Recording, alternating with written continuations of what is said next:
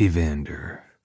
The name slipped from the fugitive's lips and right through my defenses, prodding at something that felt like a memory. Images flashed in my mind. A fey child laughing, his silver eyes alight with mischief as he bent his head close to share a secret. A father playfully wrestling with his boys in the soft grass. The scent of sweet cakes cooling on a sill.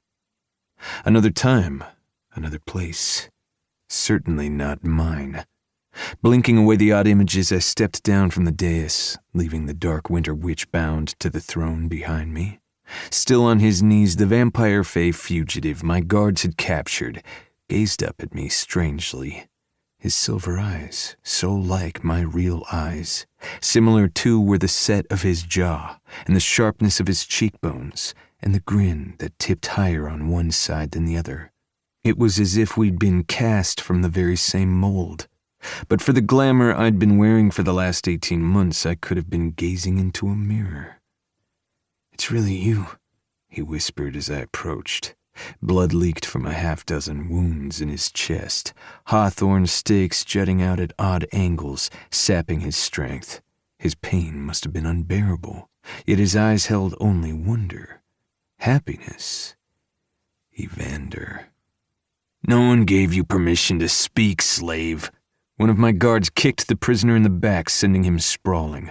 He caught himself on his hands with a grunt, but made no effort to get back to his knees.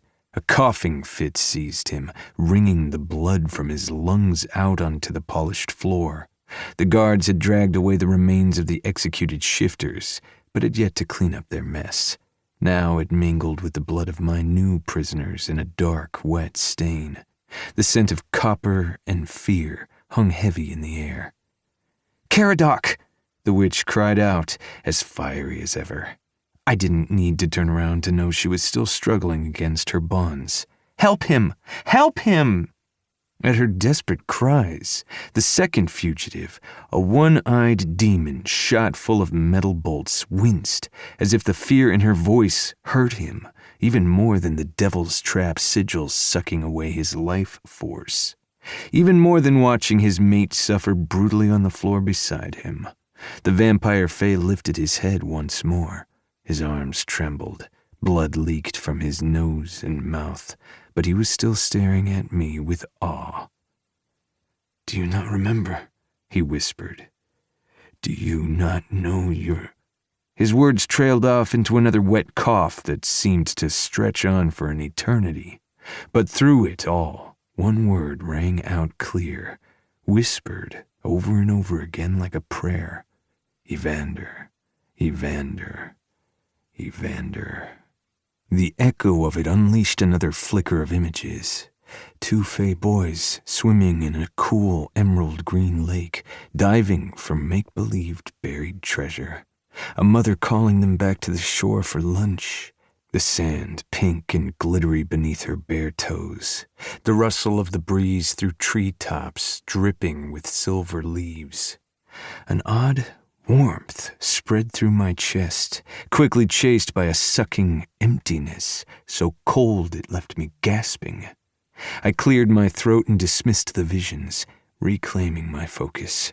This was obviously another of Melantha's games, some wicked spell meant to disarm me and distract me from her machinations with the Dark Winter Witch. No matter.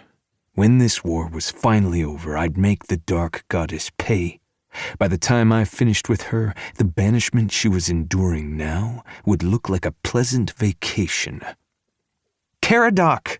the witch called out again, cutting straight through my thoughts like a blade through flesh.